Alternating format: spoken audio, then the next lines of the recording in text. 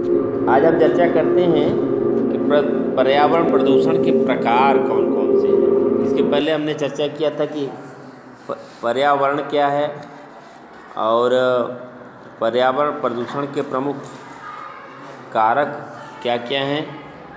आज हम सीधे चर्चा करेंगे कि उनके प्रकार कौन कौन से हैं। ठीक है ना। तो नंबर 1, वायु प्रदूषण, एयर पोल्यूशन, वायु प्रदूषण। हम सब जानते हैं कि इंसान के लिए अत्यधिक आवश्यक है ऑक्सीजन, और इसके बिना कोई भी इंसान कुछ मिनट का ही मेहमान हो सकता है, उसके बाद प्राण बचाना उसका मुश्किल होगा। अत्यधिक महत्वपूर्ण है वायु। फिर भी प्रदूषण के प्रकारों में जो वायु प्रदूषण है उसमें हम समझते हैं कि आखिरकार कौन कौन सी चीज़ें शामिल हैं। जैसे गैसें, कार्बन के कण, धुआं, खनिजों के कण, इन सब की वजह से वायु प्रदूषित होती है। और देखा जाए कि सबसे ज़्यादा प्रदूषित क्षेत्र कौन कौन सा है, तो उसमें भारत में मुंबई, दिल्ली, कोलकाता, कानपुर, अमेरिका एवं पश्चिमी जर्मनी का वातावरण सल्फर डाइऑक्साइड से, और भारत का जो पश्चिम बंगाल का 24 परगना और जापान टोक्यो का वातावरण कार्बन मोनोऑक्साइड से अत्यधिक प्रदूषित है। इंसान के लिए क्या चाहिए? ऑक्सीजन। क्या चाहिए? ऑक्सीजन। ऑक्सीजन है तभी इंसान जीवित है। ऑक्सीजन नहीं है तो इंसान की मृत्यु हो जाएगी। आप लोगों ने देखा भी होगा कि गंभीर रूप से बीमार होने पर इंसान को ऑक्सीजन ही दी जाती है। और जो प्राणायाम व्यायाम की व्यवस्था दी गई है उसमें यही है कि इंसान के शरीर में ऑक्सीजन की मात्रा में वृद्धि हो। जैसे अनुलोम विलोम की क्रिया है, सांस लेना, सांस छोड़ना। जब हम सांस लेते हैं तो हृदय में ऑक्सीजन की मात्रा बढ़ती, और जब सांस छोड़ते हैं तो जो कार्बन डाइऑक्साइड है वह बाहर निकलती है पंपिंग के माध्यम से। और यह ऑक्सीजन रक्त में भी प्रवेश करता है, और ऑक्सीजन की मात्रा रक्त में जब प्रवेश करती है तो शरीर में जितने भी प्रकार की कमियां हैं जिसे हम बीमारी कह सकते हैं उसे वह दूर कर देता है। ऑक्सीजन की मात्रा शरीर में बढ़ने से सीधी सी बात इंसान स्वस्थ रहता है। कहा जाता है करे योग रहे निरोग। जो नियमित योग करेगा वह निरोग रहेगा, और जो बीमार है अगर वह भी योग करे तो निरोग हो जाएगा। बीमार व्यक्ति भी अगर योग करे तो निरोग हो जाएगा, और जो रोगी नहीं है वह नियमित अगर योग कर रहा है तो वह बीमार नहीं होगा। इतना बड़ा फायदा है। तो आप समझोगे कि अमुक एक ही बीमारी है, बहुत सी बीमारियां ऐसी जैसे पता ही नहीं लगता इंसान को। जब पूरी तौर पे चपेट में आ जाता है तब उसे मालूम होता है कि हम इसके चपेट में आ गए। वायु जो प्रदूषण की बात हो रही है इसकी वजह से भी अत्यधिक बीमारियां हो रही हैं। कैंसर इत्यादि की बीमारी बच्चों में भी पाई जा रही है। उनकी कोई कमी नहीं है, लेकिन वातावरण जब दूषित हो चुका है चारों तरफ से, जब हम सांस जिंदा रहने के लिए सांस लेंगे ही, और जब सांस के माध्यम से जो हानिकारक गैसें हैं जब हमारे शरीर में जाएंगी तो स्वाभाविक है कि विभिन्न प्रकार की गंभीर बीमारियां होंगी। इसीलिए कहा जाता है कि सूर्योदय या सूर्योदय से पूर्व, सूर्योदय के समय आप प्राणायाम व्यायाम करिए। ठीक है। उससे क्या होगा कि शरीर में ऑक्सीजन की मात्रा बढ़ेगी, और दिन में जब आप काम करेंगे जहाँ भी जाएंगे वह क्षेत्र प्रदूषित है तो दिन भर ऑक्सीजन की मात्रा आपके शरीर में कम होती जाएगी। क्या होगी? कम होती जाएगी और कार्बन डाई या अन्य गैसों की मात्रा बढ़ती जाएगी। और जब सुबह आप ऑक्सीजन की मात्रा पर्याप्त ले लेते हैं तो दिन भर अगर ऑक्सीजन की मात्रा अगर आपके शरीर में कम भी जाती है तो आपका कोई नुकसान नहीं होता। परंतु अगर हम प्राणायाम व्यायाम नहीं करते, ऑक्सीजन की मात्रा कम होती है शरीर में, तो हम विभिन्न बीमारियों की चपेट में आ जाते हैं। इतनी बात समझ में आ गई? ये सीधी सी बात है कि बीमार होने के बाद इलाज कराओ या अनुलोम विलोम प्राणायाम करो, बीमार ही ना हो। ठीक है। और इसके जो प्रमुख कारण है उसकी चर्चा कर लेते हैं कि वायु प्रदूषण उत्पन्न करने वाले जो विभिन्न प्रदूषक हैं, प्रदूषक, प्रदूषित, प्रदूषण सब एक दूसरे से जुड़े हुए हैं। ठीक है ना। क माने होता है उत्पन्न होना। क माने क्या होता है? पानी। क मीन्स पानी। ठीक है ना। ज मीन्स होता है उत्पन्न होना। ज मीन्स होता है, ज माने उत्पन्न होना जो प्रतीक है। तो क माने पानी। तो प्रदूषित, प्रदूषक अर्थात वह कौन कौन से कारक हैं जिसके वजह से वायु प्रदूषण की मात्रा बढ़ती है। वायु प्रदूषण के लिए जो विभिन्न गैसें हैं, जैसे sulphur dioxide, carbon monoxide, nitrogen oxide, ozone, ammonia, hydrogen chloride, ये जो विभिन्न गैसें हैं यह वायु प्रदूषण के लिए जिम्मेदार हैं। खनिज तत्वों में आइए, सीसा, लोहा, जिंक, टिन, कैडमियम, क्रोमियम, यह सब चीज़ें खनिज तत्वों में हैं। इसके अलावा और देखिए जो स्वचालित आन हैं या मशीनें हैं, इनसे भी वायु प्रदूषण फैलता है।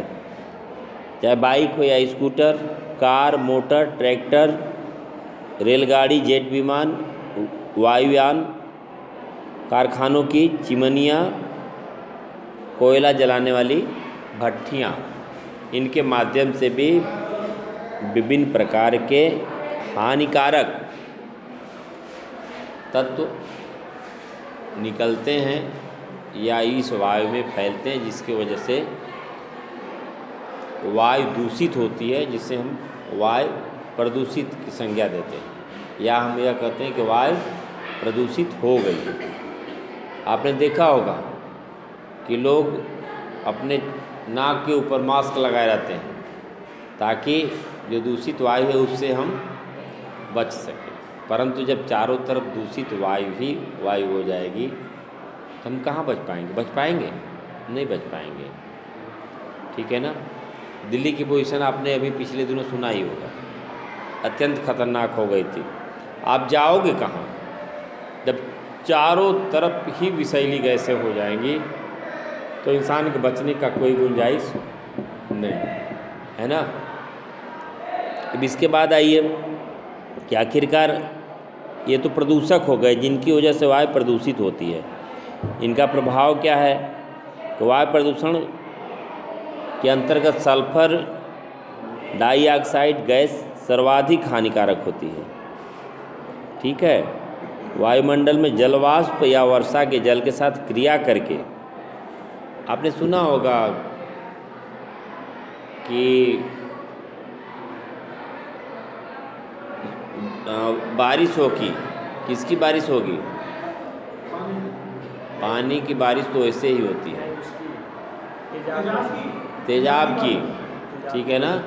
तेजाब की बारिश होगी तो उसके पीछे वजह क्या यही है कि यह जो सल्फर डाइऑक्साइड गैस है, जो जल वाष्प है वायुमंडल में, वर्षा के साथ क्रिया करके सल्फ्यूरिक अम्ल बनाती है। सल्फ्यूरिक अम्ल, अम्ल जानते हो ना, ऐसे ऐसे अम्ल, एसिड कि जो गला देता है धातुओं को भी, इंसान को कौन कहे। और यह जब वायुमंडल में बना रहेगा, बारिश होगी, अगर यह बूंदें शरीर के ऊपर पड़ेंगी तो क्या दशा होगी? फोड़ा फुंसी, घाव। इसलिए कहा जाता है कि पहली बारिश में व्यक्ति को स्नान नहीं करना चाहिए। पहले था, जब वायुमंडल साफ था तो पहले था, लेकिन अब नहीं है। पहली बारिश में व्यक्ति को स्नान नहीं करना चाहिए बाहर। ठीक है।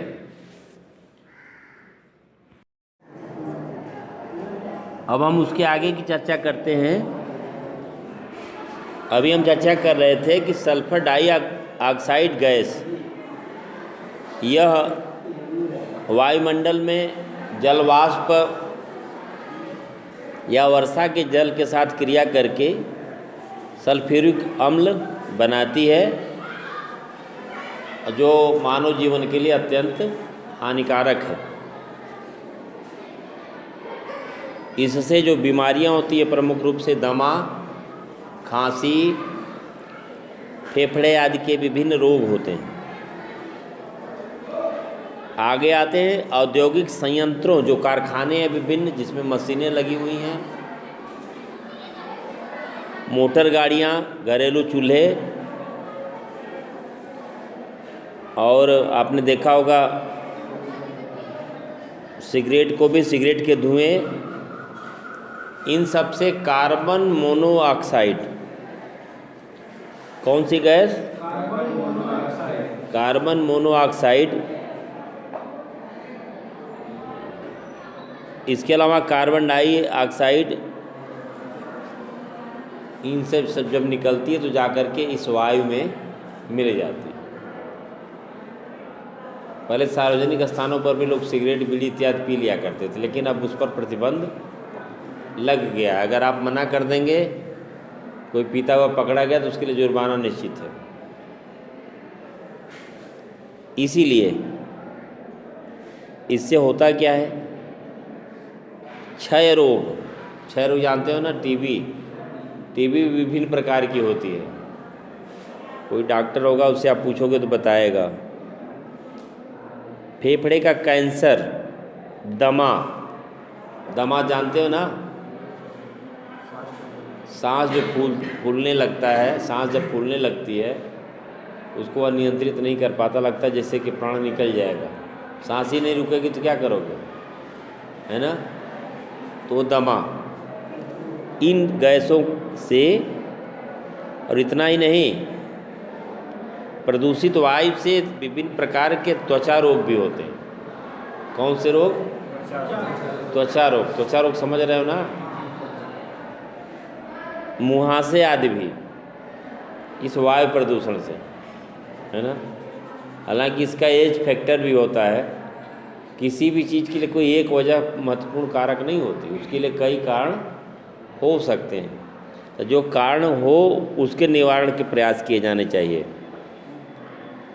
यह वायु प्रदूषण से होता है। एयर पोल्यूशन, जल प्रदूषण, है ना? आज अब हम उसकी चर्चा करते हैं, जल प्रदूषण की। जल जो हम ग्रहण करते हैं, जो हम पीने में इस्तेमाल करते हैं, उसमें निश्चित मानक है कि कौन कौन से तत्व कितनी मात्रा में होने चाहिए। लेकिन अगर उन खनिज तत्वों के अलावा अन्य जो दूषित तत्व हैं वह उसमें प्रवेश कर गए, और जब हम उसको ग्रहण करेंगे, स्वाभाविक है कि विभिन्न प्रकार की बीमारियां होंगी। एक मरकरी है जिसको पारा कहते हैं। पारा सुना है ना?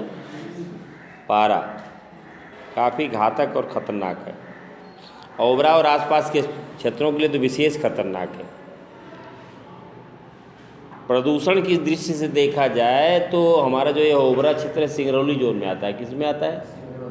सिंगरौली जोन में आता है। यह सोनभद्र और सोनभद्र के आसपास का जो भी क्षेत्र है, सिंगरौली जोन में आता है। यह भी इस समय अत्यंत घातक स्थिति में, खतरनाक स्थिति में है प्रदूषण की दृष्टि से। अगर आप उसका अध्ययन कर लोगे तो आप सोचोगे कि क्षेत्र में रहना ठीक नहीं है, यहाँ से बाहर चले जाना चाहिए। ठीक है ना? यह खतरनाक है। तो जल प्रदूषण में क्या है? क्योंकि यहाँ से जुड़ी हुई चीज़ें हैं, तो इसको भी आप जानते रहो। कोयला जब हम खनन करते हैं तो विभिन्न थर्मल परियोजनाओं में, तापी परियोजनाओं में इस्तेमाल करते हैं बिजली बनाने के लिए। तो जो राख होती है, राख का सही निस्तारण न होने के कारण उस राख में कोयले में मिला हुआ पारा राख में भी मिलता है, और वह राख आकर के फिर रिहन डैम में मिल जाती है, नालों के माध्यम से बहते हुए पानी मिल जाती है। और वह पारा जब पानी मिलता है तो क्या होता है, पानी के जितने जीव हैं उनका जीवन संकट में हो जाता है। हमने तो एक बार पहले लिखा भी था कि मरना है तो मछली खाओ, मरना है तो मछली खाओ। शीर्षक हमने दिया था कि मरना है तो मछली खाओ, सीधे सीधे। क्यों? आप जानते हैं कि मछली जल की रानी है, कहा जाता है ना, पानी पे आश्रित है, पानी पिएगी। पानी जब वो पिएगी तो पानी जब पारा मिला हुआ है तो वह पारा मछली के भीतर भी जाएगा। फिर जो इंसान उस मछली को खाएगा तो वह पारा मछली के माध्यम से इंसान के शरीर में जाएगा। और जब इंसान के शरीर में जाएगा तो उस पारा से विभिन्न प्रकार की बीमारियां होती हैं। त्वचा रोग तो है ही है। समय से पहले ही आपने देखा हो ग्रामीण क्षेत्र में लोग किशोर होंगे, किशोर के बाद युवा दिखेंगे नहीं, सीधे सीधे वृद्ध देखने लगते हैं। लगता है जैसे कि इनकी कितनी ज़्यादा उम्र हो गई है। कुपोषण के शिकार होने लगते हैं। ग्रामीण क्षेत्रों में आप जाओगे देखोगे तो लोग कहेंगे बीमार हैं, जबकि सच ये है कि खाने बिना वे परेशान हैं, भरपेट भोजन नहीं मिल रहा, इसलिए वो कुपोषण के शिकार हैं। अगर भरपूर उनको पौष्टिक भोजन मिले तो उतने में ही वह स्वस्थ हो जाएंगे। अर्थात दवा की गोली के बजाय उनको रोटी दाल चाहिए, सीधी सी बात, ठीक है ना। तो यह जो पारा है, मरकरी है, जब शरीर में जाता है तो विभिन्न प्रकार की बीमारियां पैदा करता है। और इसका जो सबसे खतरनाक बात है वह यह है कि वह जो बीमारियां पैदा होती हैं, उन बीमारियों को ठीक करने के लिए अगर कोई दवा दी जाएगी तो वह दवा काम नहीं करेगी। सबसे खतरनाक पहलू इसका है। शरीर में पारा की मात्रा मिलने पर जो बीमारी उत्पन्न होती है, उस बीमारी के उपचार के लिए जो दवा दी जाएगी वह दवा भी काम नहीं करती। शरीर पे चकत्ते पड़ जाना, सफ़ेद दाग हो जाना, नाखूनों का सफ़ेद हो जाना, विभिन्न प्रकार के त्वचा रोग हो जाना, कैंसर इत्यादि हो जाना, अधिकांश बीमारियां, जैसे आप लोग गिद्ध नहीं देखते होंगे, गिद्धों की संख्या कम हो गई। आखिर क्यों हो गई? जैसे हमने मछली को बताया ना कि पानी में मिला पारा को पानी जब मछली लेती है, ग्रहण करती है, उससे ऑक्सीजन अलग करती है, तो वह उस पानी से मछली में पारा और उस मछली से इंसान में पारा, और पारा का इतना बड़ा प्रभाव, ठीक है। वहीं रिहन डैम से पानी छूटता है ओबरा डैम और विभिन्न नदियों के लिए जाता है। आप सोचोगे कि हम क्यों बीमार हो गए? हमने तो कुछ किया नहीं, हमने तो केवल मछली खाया। तो मछली खाने का अभिप्राय है कि जो पारा से मरकरी से ग्रसित मछलियां हैं उनको जब आप ग्रहण करेंगे तो स्वाभाविक तौर पर आप भी उसके चपेट में आएगा। अभी हम आपसे चर्चा कर रहे थे गिद्धों की। आप इन सब चीज़ों की चर्चा कर सकते हो, भले ही आपके इस विषय में इतना विस्तार से नहीं दिया गया है। एक इंजेक्शन आता है ऑक्सीटोसिन, सुना होगा आप लोगों ने नाम, जो दुधारू पशुओं को लगा करके लोग दूध उतारते हैं, दूध निकालते हैं। यह प्रतिबंधित है, नियम विरुद्ध है, फिर भी कुछ पशुपालक ऐसा करते हैं। जानवर तो मरेगा किसी न किसी दिन। जिस जानवर को ऑक्सीटोसिन इंजेक्शन लगता है और वह जानवर जब मरता है तो मरने के बाद उस जानवर को जो गिद्ध खाता है, कौन खाएगा? गिद्ध। कुत्ते भी खाते हैं तो कुत्ते में भी वो बीमारी आएगी, क्योंकि कुत्ते अभी हैं, कुत्तों की संख्या कम नहीं है, लेकिन गिद्धों की संख्या कम हो रही है। इसलिए खोजबीन हो रही है गिद्ध क्यों कम हो रहे हैं, गिद्ध क्यों कम हो रहे हैं। तो जब उस ऑक्सीटोसिन इंजेक्शन से ग्रसित मृत पशु का मांस जब गिद्ध खाता है तो वह ऑक्सीटोसिन गिद्ध के भी शरीर में चला जाता है।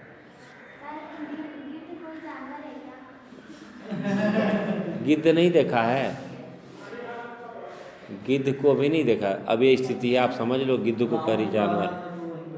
जटायु को देखा, जटायु को रामचरितमानस, एक कितना बड़ा दुर्भाग्य कि 2017 में बच्चे पूछ रहे हैं कि गिद्ध जानवर है क्या, इतना विलुप्त सा हो गया। गिद्ध पक्षी है, और चील देखा है, चील कौआ, कौआ देखा तो उसी का बड़ा आकार ले लेता और चील हो जाता, और गिद्ध उससे भी बड़ा होता है ना। और गिद्ध इतना अब शक्तिशाली होता, चील इतना शक्तिशाली होता कि अपनी पूरी स्थिति में ठीक ठाक है, तो जब बारिश होने लगता है तो बादल के ऊपर चला जाता है। इतने हौसले उसके बुलंद होते हैं कि पानी जब बरसने लगता है ना तो उड़ते उड़ते बादल के ऊपर चला जाता है। इतने हौसले बुलंद होते हैं उनके, इतनी ताकत उनके पास क्षमता होती है, इतने हिम्मती होते हैं, इतने साहसी होते हैं। नहीं, जब बादल के ऊपर चले गए तो क्या पृथ्वी की तरफ पानी आएगा ना, गुरुत्वाकर्षण का नियम काम करेगा। तो यह है, तो गिद्धों के क्या होता है, जब गिद्धों के शरीर में ऑक्सीटोसिन जाता है तो उनके जो पंख होते हैं, जहाँ ज्वाइंट है वहाँ पे संक्रमण होने लगता है, संक्रमण होने लगता है, और उस संक्रमण से फिर उनके पंख काम करने लायक नहीं बचते। अब पंख के भरोसे ही वो अपनी उड़ानें भरते हैं, और जब वो पंख उनका काम नहीं करेगा तो आहार कहाँ से मिल पाएगा, आहार मिलेगा उनको, नहीं मिल पाएगा। इसलिए फिर धीरे धीरे उनकी मौत हो जाती है, भोजन के अभाव में गिद्धों की मौत होने लगती है। इसलिए कहा भी जाता है गिद्ध दृष्टि, बहुत दूर से ही देख लेते हैं, ऊपर से ही देख लेते हैं, गिद्ध दृष्टि। तो यह किसका कारण है, ऑक्सीटोसिन इंजेक्शन का। यह प्रदूषण ही है जो इंसान के लिए भी घातक है, अन्य जीव जंतुओं के लिए भी घातक है। ठीक है, आगे और अभी विस्तार से बताएंगे, इतना यहाँ जानिए आप। अब देखिए कि जल में खनिज लवण, कार्बनिक अकार्बनिक पदार्थ और अम्ल और संयंत्रों से निकले हुए अवशिष्ट जंतु, कूड़ा करकट नदियों, झीलों, सागरों में वो क्या करते हैं, विसर्जित कर देते हैं, विसर्जित करते हैं ना। अभी आपने देखा होगा कि मूर्तियों के नदियों में मूर्तियों के विसर्जन पर रोक लगाई गई ना, कि मूर्तियाँ अब नदियों में विसर्जित क्यों, इसलिए कि जो मूर्तियाँ बनती हैं तो उसमें विभिन्न प्रकार के केमिकल इत्यादि भी इस्तेमाल होते हैं ना। वह क्या करेगा, वह पानी में जा कर के मिलेगा, इससे पानी प्रदूषित होगा। इस प्रकार से इसको हम कहते हैं जल प्रदूषण। गंगा नदी में जल प्रदूषण कहाँ कहाँ है, गंगा नदी में जल प्रदूषण कहाँ कहाँ है, जहाँ जहाँ से गंगा मैया जहाँ जहाँ से गुजरी होंगी, इलाहाबाद, वाराणसी, हरिद्वार, कानपुर में तो ज़्यादा खतरनाक स्थिति है। यमुना नदी, ठीक है, आगरा, मथुरा, दिल्ली, गोमती नदी, लखनऊ और सोन नद है ना, सोन नदी नहीं बल्कि सोन नद, यह पुल्लिंग है, यह भी आप जानते रहिए। सोनभद्र जिले में, ठीक है ना।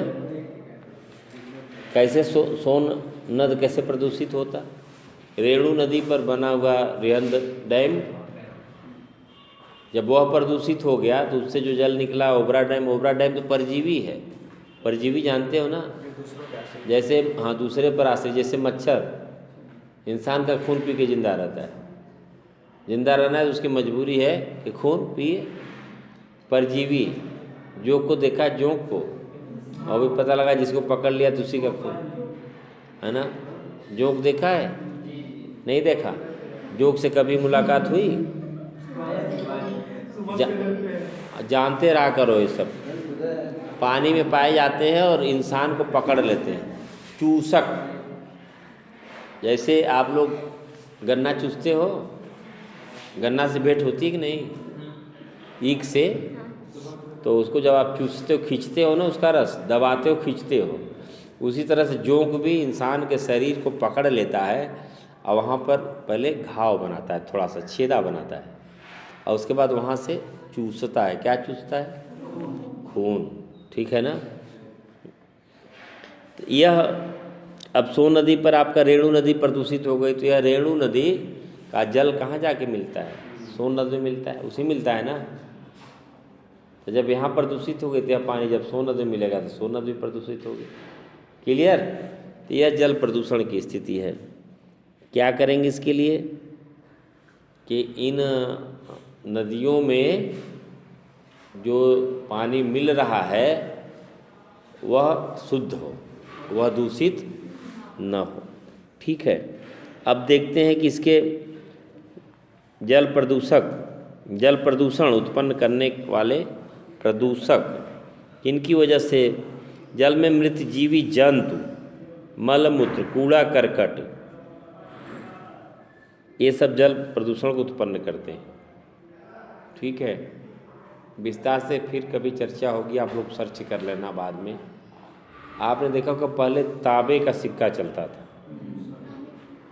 था ना, तो उच्चारण सा था, वह पानी को दुरुस्त करने में बड़ा कारगर है, तांबा। तो जब गंगा नदी पार करते थे लोग या गंगा नदी किनारे पहुंचते थे तो गंगा मैया की स्तुति करते थे और तांबे का सिक्का उसमें डाल देते थे। तो तांबे से पानी शुद्ध होता है ना। किसी को पेट संबंधी अगर बीमारी है तो तांबे के लोटे में पानी रात शाम को रख दे और सुबह बासी मुँह उसको पिए। ठीक है। पेट संबंधी बीमारियों में बड़ा ही कारगर सार्थक है। तांबे का सिक्का डालने का चलन शुरू हुआ, फिर बाद में लोग भूल गए कि तांबे का जो सिक्का था पानी को साफ करता था, इसलिए उसमें डाला जाता था श्रद्धापूर्वक। और तांबे का सिक्का बंद हो गया, जो सिक्का दूसरा चला वह प्रदूषण को बढ़ाने वाला हो गया। और लोग यह भूल गए कि तांबे की वजह से जल का जो प्रदूषण है कम किया जा सकता है। लोगों ने दूसरे सिक्के भी नदियों में डालना शुरू कर दिया। अब भी डालते हैं हम लोग, नहीं डालते? अब भी डालते हैं। तो यह वजह थी, पहले पानी को शुद्ध करने के लिए डालते थे, अब पानी को अशुद्ध करने के लिए डालते हैं। अज्ञानता बस। ठीक है ना।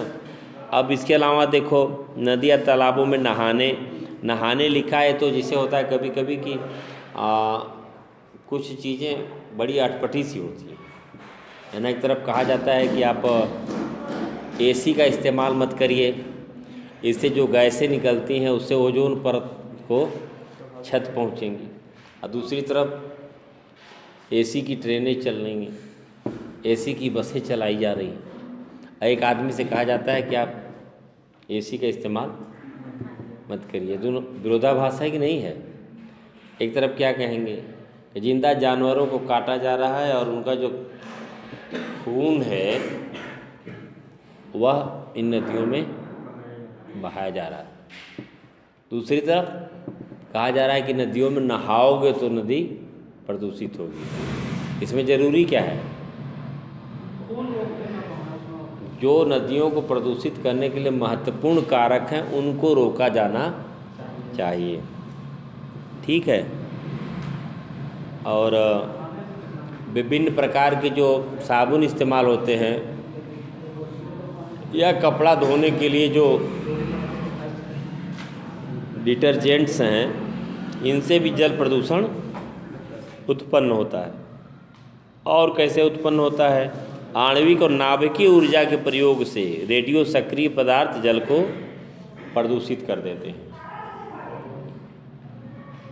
औद्योगिक कारखानों के गंदे अवशिष्ट नदियों में जाने के कारण भी नदियाँ दूषित हो चली हैं। और देखो, फसलों पर डाला जाने वाला कीटनाशक डालते हैं ना, और खेती में हम डालेंगे, बारिश होगा, पानी होगा, पानी के साथ वह कीटनाशक फिर धीरे धीरे नालों में, नदियों में जा कर के मिल जाएगा। इससे भी जल प्रदूषण की मात्रा में वृद्धि हो रही है। इसमें नियम है कि कीटनाशकों का प्रयोग तभी किया जाए जब कोई भी फसल 10% या इससे अधिक क्षति की स्थिति, और अगर इससे अधिक की नहीं हो रही तो कीटनाशकों का प्रयोग न करें। और एक चीज़ और जान लो, आपने बाज़ारों से देखा होगा कि ये जो ऑक्सीटोसिन इंजेक्शन है ना, बहुत लंबी लंबी लौकी और सीधी सीधी जो लौकियाँ दिखती हैं वो शक पैदा करती हैं कि स्वाभाविक रूप से इतनी लंबी हुई हैं या इनको किसी दवा के माध्यम से इतना लंबा किया गया है। ठीक है, तो वह ऑक्सीटोसिन इंजेक्शन का उसमें कमाल होता है। इन सब चीज़ों को ख्याल रखना चाहिए। अब प्रभाव देखो इसका क्या है। आंत रोग, पेट गड़बड़ हो जाता है, डॉक्टर क्या कहता, कहीं गंदा पानी पी लिए क्या? नहीं डॉक्टर साहब, गंदा पानी तो नहीं पिए, तो समझ जाता है कि तो फुल्की उल्की खाया होगा। नहीं, ये हाथ से हमेशा स्राव होता है। सुनो, हाथ से हमेशा स्राव होता है। जैसे हम इसको पकड़ेंगे तो मेरे हाथ के निशान इस पर पड़ गए, नहीं पड़ गए? इसको जब देखोगे लेंस से तो हमारी उंगलियों के निशान इस पर मिलेंगे, है ना। और क्या करता फुल्की वाला, एक बार ही डालता है हाथ, क्या जितनी बार पता लगता है कि उसको उसकी मर्जी कि पानी किस तरह का इस्तेमाल कर रहा है। और वो जब जाएगा तो क्या करेगा, संक्रमित करेगा पेट को। ये जो प्रदूषित जल है, इससे आंत रोग, पीलिया जानते हो ना, लीवर की प्रॉब्लम, हाँ, हैजा भी, और टाइफाइड, ये किससे होता है?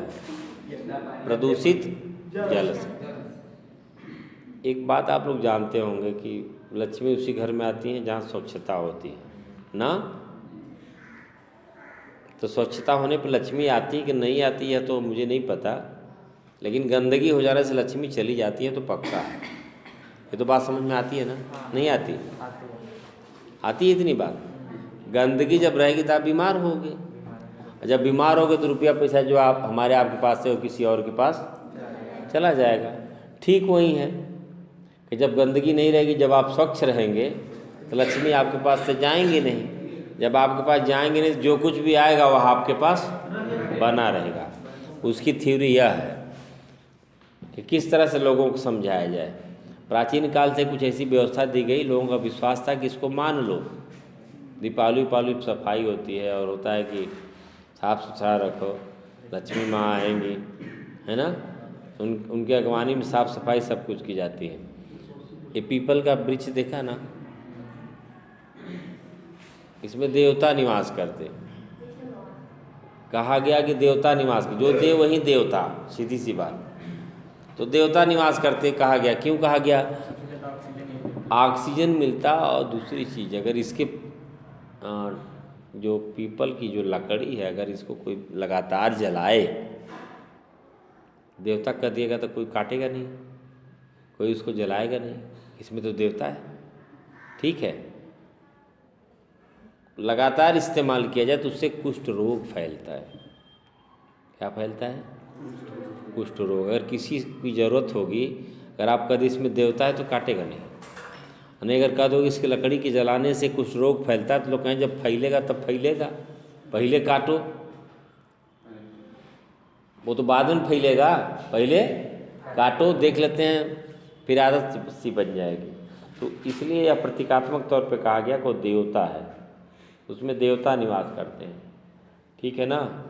चूँकि पीपल ये ऐसा है जो 24 आवर 24 घंटे ऑक्सीजन देता है, रात में भी ऑक्सीजन देता है। यह रहा आपका जल प्रदूषण। और इसमें और क्या देखोगे, प्रदूषित जल से खेती योग्य ज़मीन भी नष्ट हो रही है।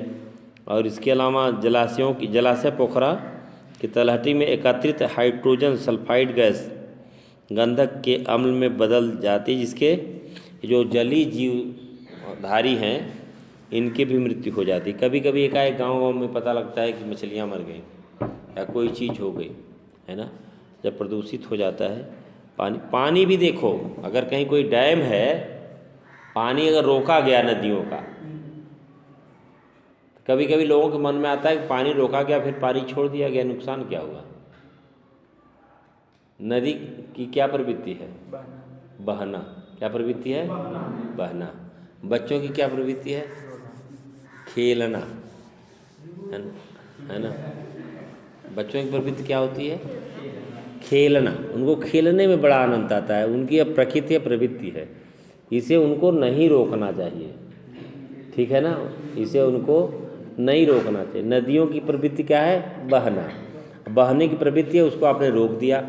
अब जैसे मान लो ये नदी बह रही है, यहाँ हमने डैम बना दिया, पानी रुक गया, ठीक है।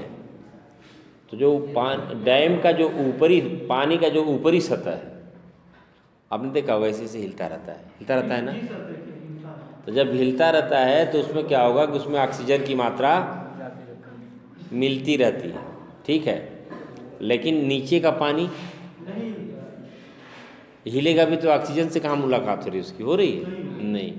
तो डैम का पानी जो रुका हुआ पानी है, ऊपर का हिस्सा तो आपको सही मिलेगा, और जैसे जैसे हम गहराई में जाते जाएंगे वह जल प्रदूषित होता जाता है। बात समझ में आई? आपने देखा होगा कि उस कुएं का पानी लोग पीते हैं, जो पानी निकलता है इस्तेमाल करते हैं। जिस कुएं का पानी ठहरा होता है उस पानी का इस्तेमाल पीने के लिए नहीं करते। और ये गंगा मैया ही हैं जो पानी, जिनके पानी में वो जल है उसमें कीड़े नहीं पड़ते।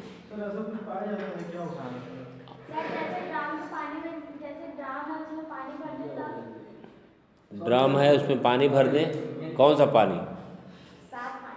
साफ पानी। तो इसीलिए विदेश में किसी ने पूछा कि बताओ भैया भारत में किस नदी का साफ पानी है, तो उसने कहा यमुना। अरे हमने सुना है गंगा, और तुम बता रहे हो यमुना। तो उसने कहा कि पानी पूछे ना, तो पानी हमने बताया कि यमुना का पानी सबसे। गंगा का पानी क्या? गंगा का पानी पानी नहीं हो तो अमृत है। क्या कहा? वो अमृत है, क्योंकि उसमें तो कीड़े पड़ते ही नहीं। हालांकि इतना ज़्यादा गंगा मैया भी क्या करें, पापियों का पाप धोते धोते वो भी दुखी सी हो गई है न। कभी कभी हमको लगता है वो भी विचार करती है क्या करे अपने इन संतानों का, है ना। ठीक है। तो यह अब इसमें देखो, कारखानों में से जो निकलता है अवशिष्ट नदियों में जाता है, इससे जल में ऑक्सीजन की मात्रा घटती है। सल्फेट, नाइट्रेट एवं क्लोराइड, इन सब की मात्रा बढ़ती है, और जलीय जंतुओं और वनस्पतियों पर इसका प्रतिकूल असर पड़ता है। सरकार भी योजना चलाती है गंगा शुद्धिकरण, ठीक है। कुछ योजनाएं ऐसी हैं जिनका कुछ अता पता ही नहीं चलता। जैसे बाढ़ नियंत्रण के लिए, बाढ़ आई, हमने बहुत कुछ बचाव किया, काम खत्म, है ना। प्रवृत्ति है कि कौन कितना क्या करता है ना। तो गंगा शुद्धिकरण, गंगा के शुद्धिकरण के लिए अद्भुत कहानी है कि गंगा मैया खुदे दूसरे लोगों को शुद्ध करती हैं, अब लोग चले हैं उनको शुद्ध करने के लिए, ठीक है। बनारस की सफाई लोग करते हैं, सरकार कराती है, हम कहते हैं गंगा मैया करती हैं। मालूम कैसे करती हैं? जैसे कोई नाली अगर जाम हो जाती है तो आप एक तरह से पानी डालते हो तो पूरी साफ़ नहीं हो पाती है। लेकिन जिधर से पानी निकलना है, अगर उधर से पानी कोई झटका मार दे, ठीक है, क्या होता है फिर? पूरा साफ हो जाता है ना। तो गंगा मैया काशी की खुद ही सफाई करती है। जब बाढ़ आती है ना, बाढ़ नदियों को पुनर्जीवन प्रदान करता है, उनको जीवित कर देता है, मतलब उनके अस्तित्व को बढ़ा देता है, महत्व और देता है। पुनर्जीवन, बाढ़ नदियों के लिए, बाढ़ नुकसानदायक नहीं है, नदियों के लिए बाढ़ पुनर्जीवन है, उनको पुनर्जीवन प्रदान करता है। और काशी में पानी, गंगा मैया जब पूरा भर गई तो जो नाले में जितना कूड़ा कचरा है, पता लगा गंगा मैया का पानी नालों में इसके माध्यम से लोगों के घरों में घुस जाता है। घरों का पानी नाले के माध्यम से गंगा मैया में जाता, ठीक है। और लोग कहते गंगा शुद्धिकरण कर रहे हैं, यही कहते हैं ना, मतलब कूड़ा कचरा जो नहीं करना चाहिए वो सब कुछ त्याग रहे हैं, उसी में त्याग दे रहे हैं। और उसके बाद कर रहे हैं हम गंगा का शुद्धिकरण कर रहे हैं, जबकि सच क्या है कि अशुद्ध कर रहे हैं, अपवित्र कर रहे हैं। अब मैया क्या है, चलो मेरी संतान है, मैया तो मैया, मेरी संतान है। जब बाढ़ आती है तो क्या करती है, खुद नालों नालियों की खुद सफाई, बाढ़ के माध्यम से पता लगता है कि गंगा का पानी, नालों का पानी जो गंगा में बह के जाता है, वह नाला का पानी उल्टा बहने लगता है, लोगों के घरों में घुस जाता है। और घरों में घुसने के बाद पूरी सफाई गंगा मैया कर देती हैं। बात क्लियर हुई कि नहीं हुई? प्रवृत्ति इंसान की सही होनी चाहिए, नहीं कभी कभी हो सकता है गंगा मैया भी ऐसी बाढ़ ला दें कि जो गंगा के किनारे जो क्षेत्रों में रहने वाले लोग हैं वो सब के सब उसी में समाधि ले लें, साफ हो जाएंगे। और साफ होना ही है। यहाँ भी भूकंप आना है, रिहन डैम टूटना है, हम सब लोगों को बह कर के सोन नदी के माध्यम से गंगा नदी में पहुँचना है पटना में, और वहाँ से फिर हम लोगों को बंगाल के खाड़ी में चले जाना है। नहीं, वह अंतरिक्ष से लोग देखेंगे कितने ओबरा के लोग इसमें बह के आ रहे हैं। जैसी करनी वैसी, आपने देखा नहीं उत्तराखंड में प्रकृति के साथ इन लोगों ने छेड़छाड़ किया, डिस्टर्ब किया, लोगों ने कमाई का अड्डा बना लिया, होटल बने, न जाने क्या क्या बने, न जाने क्या क्या कर्म होना शुरू हो गया। तो भगवान भोलेनाथ ने कहा गंगा मैया क्या कर रही है, थोड़ा सा गंगा मैया थोड़ा सा केवल अपना कदम आगे पीछे अगड़ाई ले ली। उतने में पता लगा कि पति देख रहा है उसके सामने पत्नी हाथ छोड़ा के बही जा रही है, पत्नी देख रही है कि उसके सामने उसका पति बहा जा रहा है, ठीक है। बेटा देख रहा है कि उसका बाप बह रहा है, और बाप देख रहा है कि उसके आँख के सामने ही बेटा बहा जा रहा है। कोई कुछ करने की स्थिति में नहीं था। हम जहाँ हैं मातृभूमि है, जहाँ की हम हवा ले रहे हैं, जहाँ का हम अन्न ग्रहण कर रहे हैं, उससे प्रेम करो। और जिसको उस स्थान से प्रेम नहीं है तो उसको उस स्थान पे नहीं रहना चाहिए, ठीक है ना। एक लाइन की बात, हम जहाँ सांस लेते हैं, जहाँ का अन्न खाते हैं, हम उसके प्रति समर्पित रहें। अगर जहाँ का हम सांस लेते हैं, जहाँ का अन्न खाते हैं, उसके प्रति हम समर्पित नहीं है तो मुझे जिंदा रहने का अधिकार है नहीं है। इस बात का हर किसी को जानते रहना चाहिए।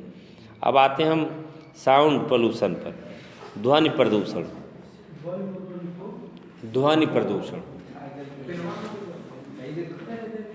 ध्वनि प्रदूषण जैसे आपका वायु प्रदूषण है, जल प्रदूषण है, ये जो शोरगुल होता है।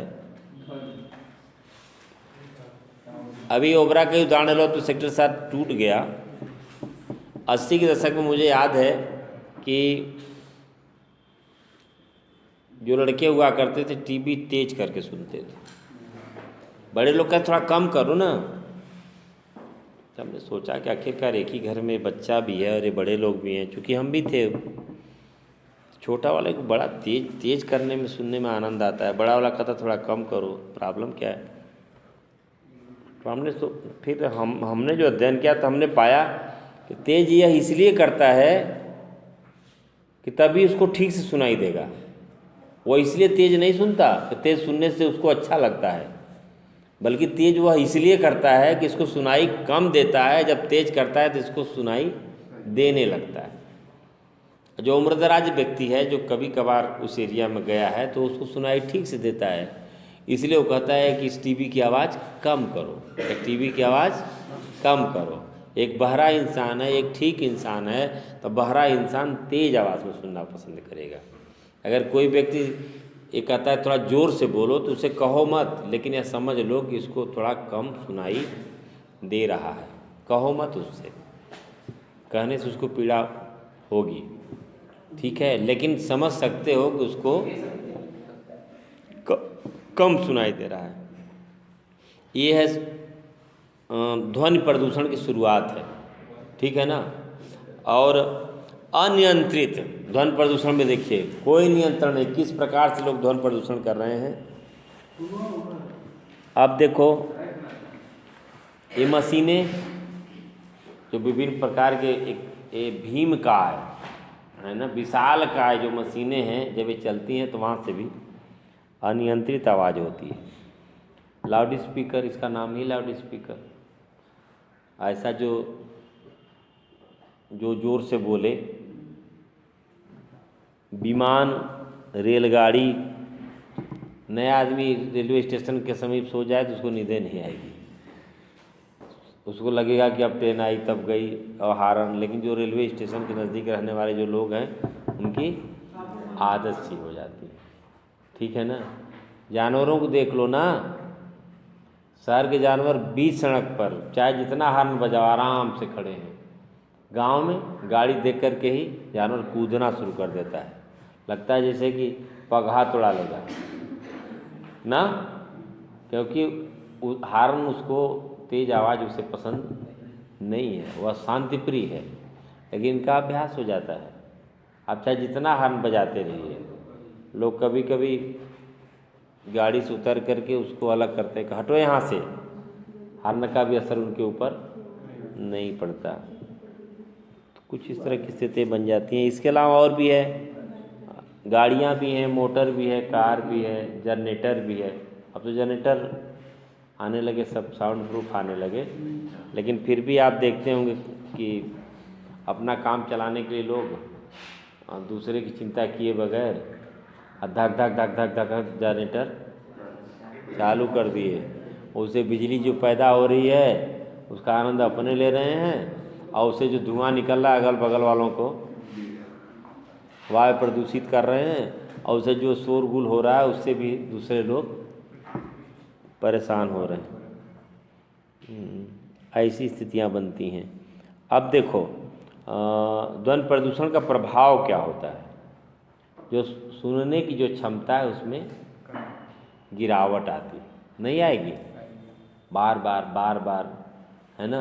अब तो इतनी तेज़ आवाज़ में डीजे इत्यादि की धुन होती है, हमसे तो लोग बताते हैं, वो जैसे जैसे जैसे आवाज़ होती है वैसे वैसे हम लोगों का दिल धड़कता है कि बचेगा कि ये भी उड़ जाएगा उसी में, इतनी तेज़ आवाज़ होती है, धक धक धक, है ना। और जो उस तरह के हृदय रोगी हैं बेचारे तो मनाते हैं कि कब ये शांत हो जाए, है ना। यह स्थितियाँ बनती हैं। अब देखो क्या होता है कि तीव्र ध्वनि से जब व्यक्ति सोना चाहता है तो क्या चाहता है, शांति चाहता है ना। कोई भी आवाज़ आती है तो कहता ठीक बात नहीं है। नींद, जब व्यक्ति सोएगा नहीं तो क्या होगा, मान लो एकदम ही ना सो पाए तब मृत्यु हो जाएगी।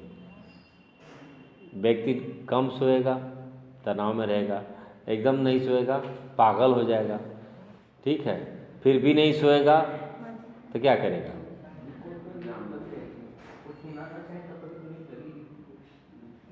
नहीं कैसे, सवाल ये है कि जब उसको मरना है तो कैसे सोएगा, उसको निद्रा में सो जाएगा। हाँ तो और पता लगा कि चिर निद्रा में सो जाएगा, जिसको जगाने से भी नहीं जगेगा, ठीक है। इस प्रकार के नाड़ी संबंधी रोग, और मनुष्य कभी कभी पागल भी हो जाता है तेज आवाज़ से, है ना। या आप देखते नहीं, जब घर में कोई चिल्लाता है तो लोग कहते हैं क्यों पागल हो गए क्या, कहते हैं कि नहीं, पगलाल हुआ का, कोनो बतिया धीरे धीरे नहीं कह सकता, हल्ला ही करला हमेशा, तो दोनों चीज़ है। शोरगुल से व्यक्ति पागल भी हो सकता है, और शोरगुल से जो पागल हुआ इंसान है वह शोरगुल भी करता है। दोनों एक दूसरे के पूरक है। शोरगुल से पागल और पागल शोरगुल दोनों एक दूसरे के साथ साथ हैं।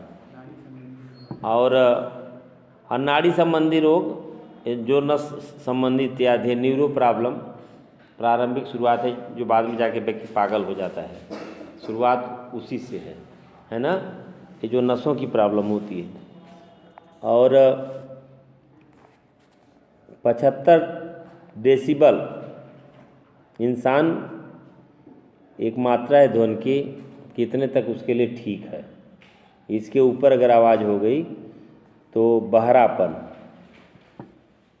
कम सुनना शुरू करेगा। चिड़चिड़ापन, चिड़चिड़ापन जानते हो ना, बात बात में गुस्सा होना। और आपने क्या हुआ, और इतनी मात्रा से अगर अधिक आवाज़ जा रही तो हानिकारक है ही, एकदम हानिकारक है। और उसके बाद देखो, आपने सुना होगा हनुमान जी जब गए लंका में तो इतना जोर से उन्होंने आवाज़ लगाई कि जो राक्षस थे, राक्षसियाँ थी, उनके जो गर्भ में राक्षस थे वो भी गर्भपात हो गया। आवाज़ है ना, तेज ध्वनि, प्रेशर। इसीलिए आपने अस्पताल देखा होगा कि अस्पतालों के इर्द गिर्द लिखा रहता है कि हार्ट ना बजाए, देखा है? यहाँ तो लिखा है।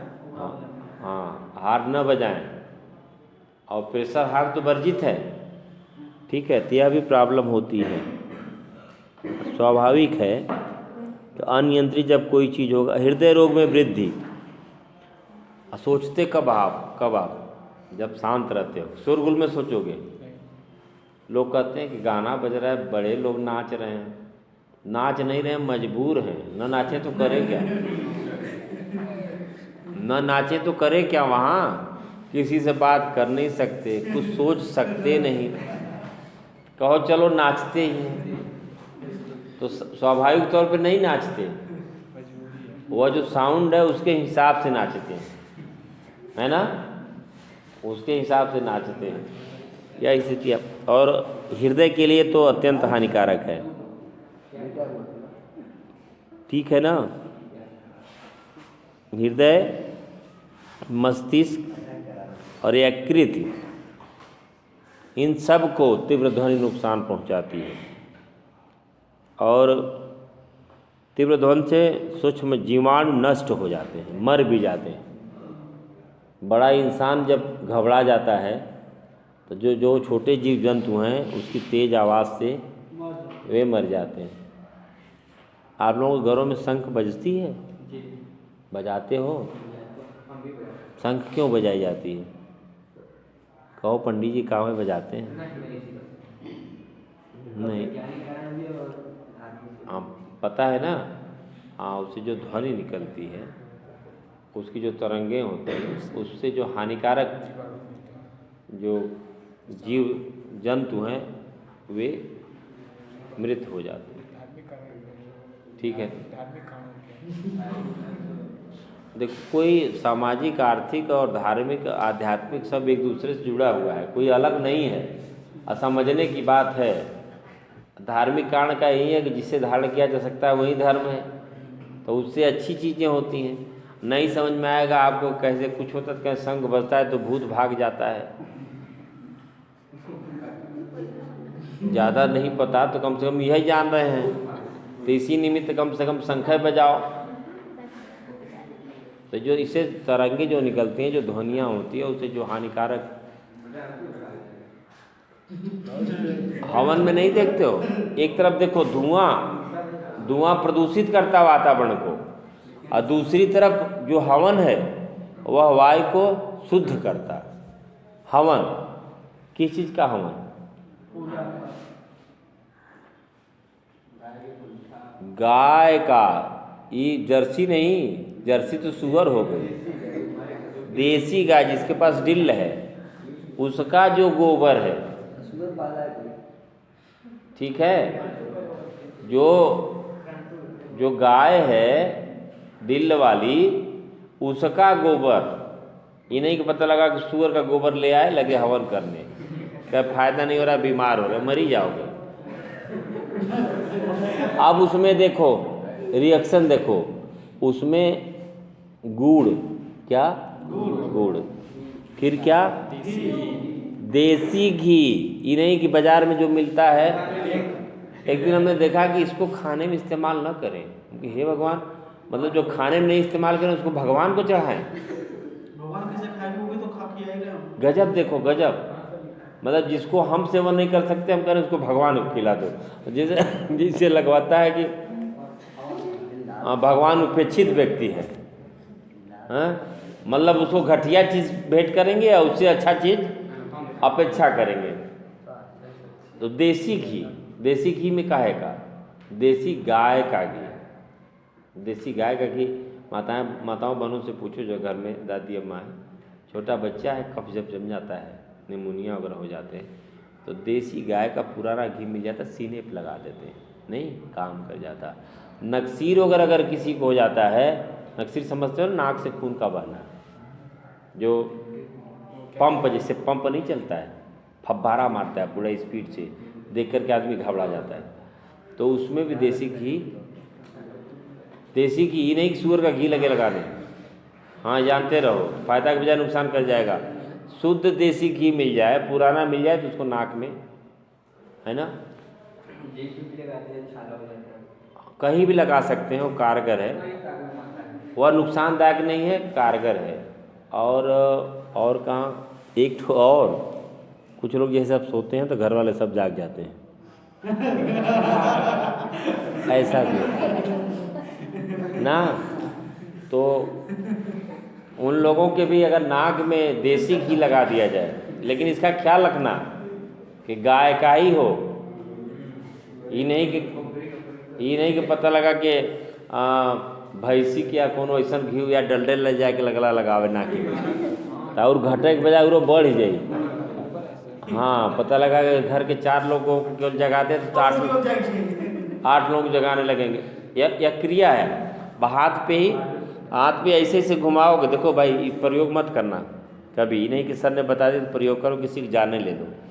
ऐसे ऐसे घुमाओगे तो उम्र बढ़ेगी, और ऐसे ऐसे घुमाओगे तो उम्र घटेगी, है ना। और कोई दुश्मनी निकाले के बाद तो सिखा देगा ऐसे ऐसे करो तुम स्वस्थ रहोगे, है ना, तो उसको पापे लगेगा, महापाप लगेगा। हम कसम खिला के बता रहे हैं आप लोगों को, जान लो। हाँ, तुम लोगों की अपनी कसम नहीं खिलाएंगे, अपनी खिलाएंगे, हम अपनी खिलाएंगे, कम से कम तुम लोग हमको चाहते हो तो ऐसा किसी के साथ प्रयोग नहीं करोगे, ठीक है ना। तो इतनी बड़ी क्रिया होती है। अब जैसे देखो, नाक से हम सांस खींचेंगे तो उम्र बढ़ेगी,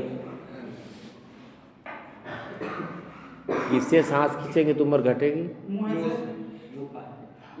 मुंह से, किससे, नाक से सांस खींचिए और मुंह से छोड़िए तो नुकसानदायक नहीं। नाक से खींचिए, नाक से छोड़िए, चलेगा, नाक से खींचिए, मुंह से छोड़िए, चलेगा। लेकिन मुंह से अगर आप खींच रहे हैं तो फिर उम्र कम। जो लोग सोते हैं,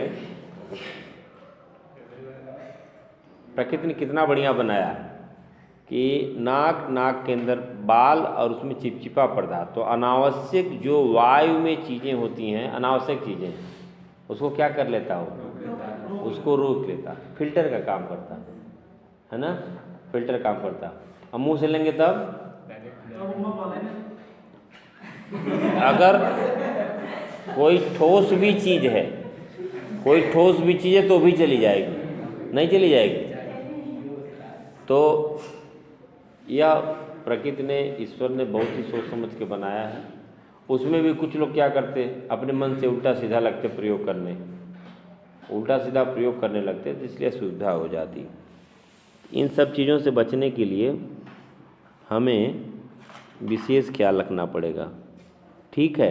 तो ध्वनि प्रदूषण, हाँ हमने कहा ना कि गाय का गोबर, उस पर देसी घी और उस पर देसी गुड़, देसी इसलिए कह रहे हैं कि जुगाड़ में लोग कुछ और भी कर सकते हैं, कहीं गुड़ के बजाय चीनी डाल दो, ठीक है।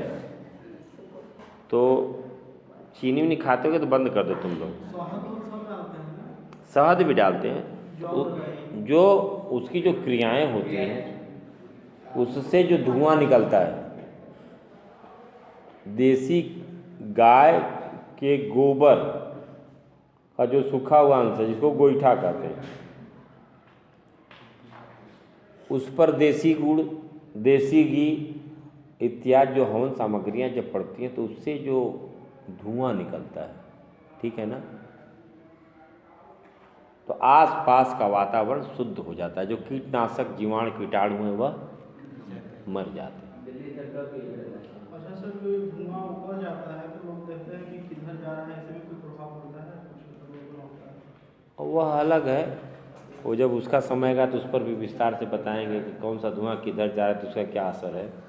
जो कुछ पता है बताएंगे, जो नहीं पता होगा पता करके बताएंगे, है ना। लेकिन इतना आप जान लो कि प्रति सप्ताह किसी दिवस को अगर जिस घर में हवन हो रहा है तो वहाँ बीमारी की संभावना। ये देखो ना, वायु प्रदूषण का कितना बड़ा असर है। ये जो पार्थेनियम घास है, गाजर घास का इतना खतरनाक असर है कि जो वायु उससे गुजरती है, ठीक है ना, तो उसके साथ जो गंध है, जो उसके जो पुष्प हैं या अन्य जो चीज़ें हैं उसके साथ मिल के आती हैं। इंसान जब उसकी चपेट में आता है तो उसे दमा, श्वास की बीमारी, बुखार, त्वचा रोग, ये सब कुछ होने लगता है। अगर किसी के घर के आसपास ये पार्थेनियम घास है, जो गाजर घास कहते हैं, जिसको कांग्रेसी घास भी कहते हैं, है ना, किसी के घर के आसपास अगर वह उगी हुई है तो उसको किसी से और दुश्मनी करने की ज़रूरत नहीं है। उसने अपने अगल बगल दुश्मन को पाल रखा है और उस घर में निश्चित तौर पर कोई न कोई निरंतर बीमार रहता मिलेगा आपको। उसका एक ही तरीका है, उस गाजर घास से मुक्ति खुद साफ कर लेना चाहिए, दूसरे भरोसे नहीं, खुद सफाई कर लेना चाहिए। इसका इतना बड़ा असर है। अब आ जाओ आप मृदा प्रदूषण, सॉयल पोल्यूशन। मृदा समझ रहे हो ना, मिट्टी, ठीक है। अब मृदा में विभिन्न प्रकार के लवण, खनिज तत्व, कार्बनिक पदार्थ, गैस, जल एक निश्चित मात्रा अनुपात में मिलते हैं या पाए जाते हैं या होते हैं, ठीक है। और जब परिवर्तन होना शुरू होता है, अनावश्यक परिवर्तन इसमें, तो उसको बोलते हैं मृदा प्रदूषण। क्या बोलते हैं? मृदा प्रदूषण। लोगों की स्थिति क्या बनती जा रही है? मिट्टी से दूर भागते जा रहे हैं, सब कुछ चिकना, है ना।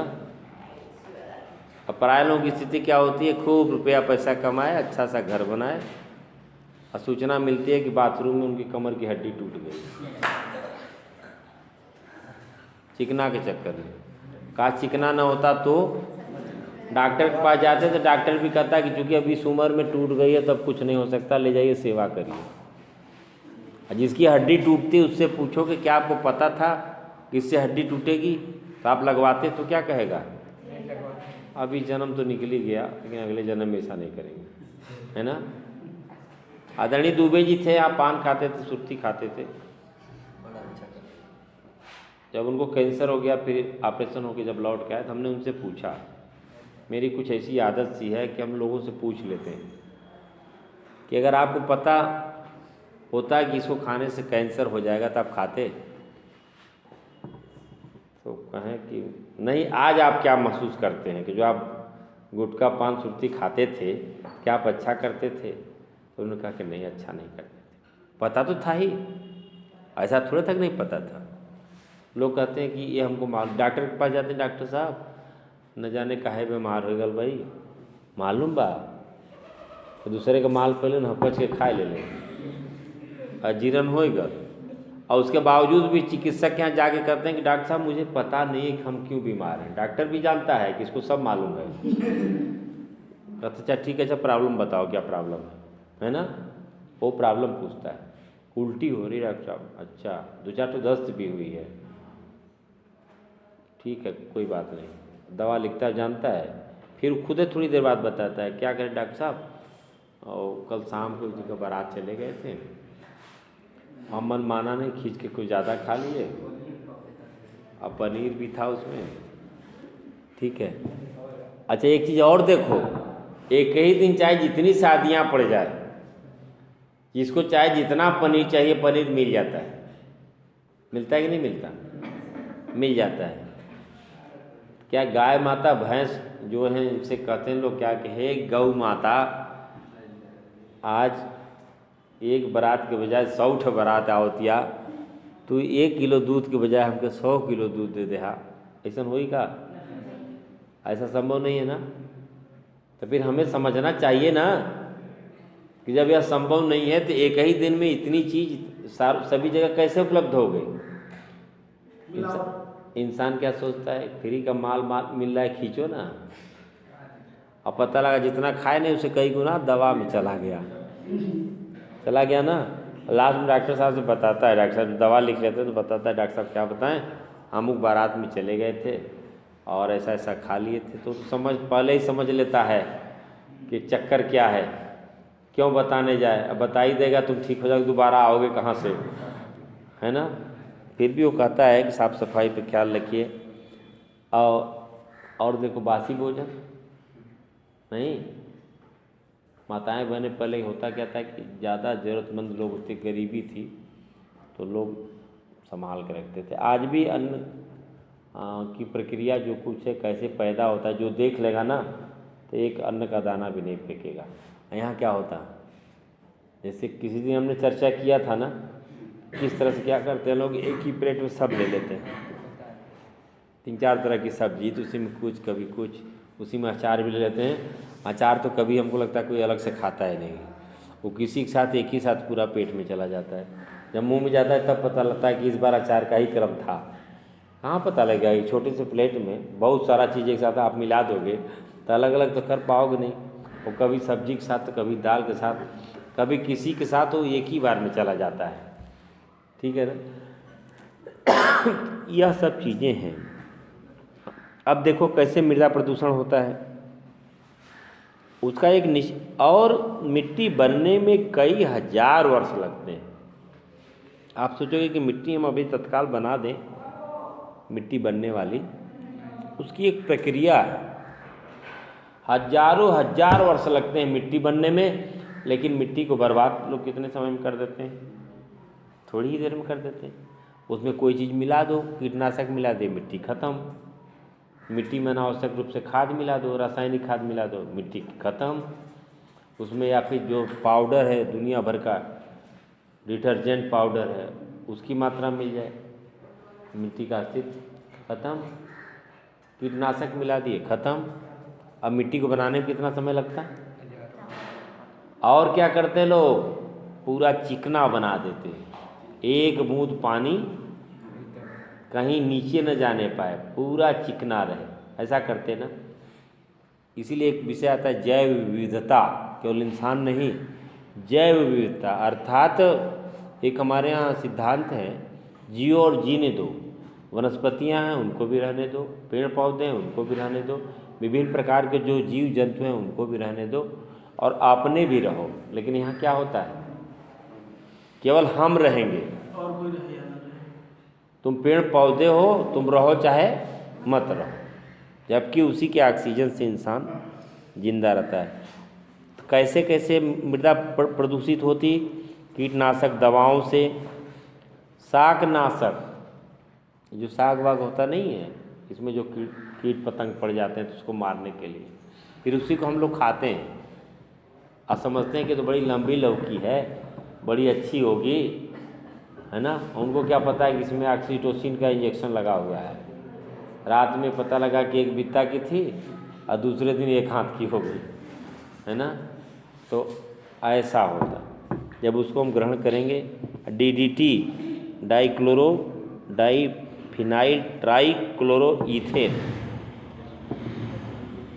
Gammexane, flit, endrin, TIC-20, phenyl,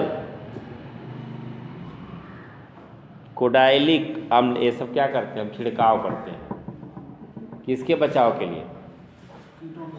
कीटों से बचाव के लिए फसलों पे हम इसका छिड़काव करते हैं, वह फसलों के माध्यम से मृदा में मिल जाती है, मिट्टी में मिल जाती है। इतना ही नहीं, इससे जो फसल उत्पन्न होती है उसको जब हम ग्रहण करते हैं तो वह सब हम लोगों के शरीर में भी प्रवेश कर जाता है। इन सब चीज़ों को कुछ चीज़ों को आपको याद करना पड़ेगा, कौन कौन सी चीज़ें हैं। वैसे स्थिति तो अब काफ़ी बिगड़ती जा रही है, जैसे मिलावट इतना ज़्यादा हो गया है ना, कि जो जहर था वो जहर नहीं रहा। मिलावट की आदत तो कहीं है तो कहीं भी हो जाएगी। तो पता लगा कि जहर भी अब जहर नहीं रहा। सोचे कि इतना ले लेंगे तो काम ख़त्म हो जाएगा, अब मिलावटी जहर था ले लिया और काम भी ख़त्म नहीं हुआ, और पता लगा भोगदंड परेशानी ऊपर से, है ना। तो कीटनाशकों के साथ भी कमोबेश स्थिति ऐसी है। अब देखो होता क्या, इसमें प्रभाव क्या होता है, मृदा प्रदूषण का प्रभाव। कीटाणुनाशक, शाकनाशक, कवकनाशक, विषैली दवाएं भूमि की उर्वरा शक्ति को कम कर देती, जिससे फसलों की वृद्धि रुक जाती। अब डालते क्यों हैं हम, कि फसल अधिक हो, और उसका परिणाम क्या निकलता है? फसल तो ठीक होती है लेकिन उर्वरा शक्ति खत्म होती है और आगे। ठीक है, कैसे? जैसे कि उदाहरण के तौर पे आप समझ लो, कोई वस्त्र है, कोई कपड़ा है, ठीक है, पानी में डाल दो, बाल्टी है, पानी में आप उसको डाल दो, थोड़ी देर रोक दो, फिर उसके बाद उस कपड़े को बाहर निकालो। बाहर निकालोगे तो क्या होगा? कुछ साफ हो जाएगा। साफ हो जाएगा वो अलग सवाल, उसमें से पानी चुएगा। चुएगा कि नहीं चुएगा? चुएगा ना। और उसके बाद उसको सूखने के लिए डाल दो, वो सूख जाएगा, सूखेगा। एक प्रक्रिया हो गई। एक दूसरी प्रक्रिया क्या हो गई, कि कपड़े को हमने पानी में भिगोया, उसके बाद कपड़े को निकाला, उसके बाद उसको निचोड़ा। क्या किया? निचोड़ा। और इतना निचोड़ दिया बार बार कि कपड़ा क्या हो गया? फट गया। समझ में आया? तो जो रासायनिक कीटनाशक है, कीटनाशक दवाएं हैं, रासायनिक जो खादें हैं, इनका इसी तरह से निचोड़ती हैं उसको। क्या करती हैं? निचोड़ती हैं ज़बरदस्ती। कभी कभी आप लोगों ने देखा होगा कि अकेले ही नहीं गिराता, तुम आ जाता हो, तो पता लगा निकलेंगे, वो भी पकड़ लिया और निकलेंगे, ये भी पकड़ लिया, दोनों लोग मिल के उसको खूब तेज़ी से, मतलब एक बूंद पानी उसमें न रह जाए। स्थिति क्या बनती है? पानी निकालने के चक्कर में उस कपड़े की ऐसी की तैसी कर देते हैं। 2-4 बार के बाद खुद उसकी दशा खराब हो जाती है। इसलिए हमने इसका उदाहरण दिया कि जो रासायनिक कीटनाशक जो दवाएं हैं, जो रासायनिक ये जो खादें हैं, कीटनाशक, ये सब क्या करती हैं? निचोड़ती हैं। क्या करती हैं? निचोड़ती हैं। तो इससे क्या होगा? उसकी उर्वरा शक्ति कम होगी। एक बार तो मान लो ठीक है, जैसे आपने कपड़ा भिगाया, निचोड़ा, खूब निचोड़ दोगे तो एक बार तो खूब निकल जाएगा। निकल जाएगा ना? नहीं निकलेगा? उसी से पृथ्वी मैया है। आप रासायनिक खाद डालोगे तो खूब पैदा हो जाएगा, उसके बाद क्या होगा? बांझपन हो जाएगा उसमें। क्या हो जाएगा? बांझपन हो जाएगा, कुछ रहेगा ही नहीं उसमें जो निचोड़ सको। इसका विकल्प क्या है? कंपोस्ट खाद। इसका विकल्प क्या है? कंपोस्ट खाद। तो गोबर, कंपोस्ट खाद, इसमें क्या होता है? भूमि की उर्वरा शक्ति में वृद्धि होती है। निचोड़ते नहीं, जैसे भीगा हुआ कपड़ा से अपने आप पानी चूता है। भरपेट गाय ने भोजन किया है, सब कुछ उसके पास, सब कुछ ठीक ठाक है, तो दूध वो अपने आप दे रही। और जब आपने उसको इंजेक्शन लगा दिया तो क्या हुआ? ब्लड भी निकल जाएगा। तो दूध चाह के नहीं देती है, मजबूर होकर दूध देती है, और कभी कभी उस दूध के साथ खून भी उतर जाता है। ठीक है ना? तो कुछ इसी तरह से रासायनिक जो खादें हैं, भूमि की उर्वरा शक्ति को लगता है कि इन्होंने उपज तो बढ़ा दी, परंतु इतना निचोड़ देती हैं। आप लोगों ने सुना भी होगा कि इस बार हमने इतना खाद दिया, अब आगे इससे ज़्यादा देना पड़ेगा, नहीं तो कुछ इस भूमि से निकलने वाला।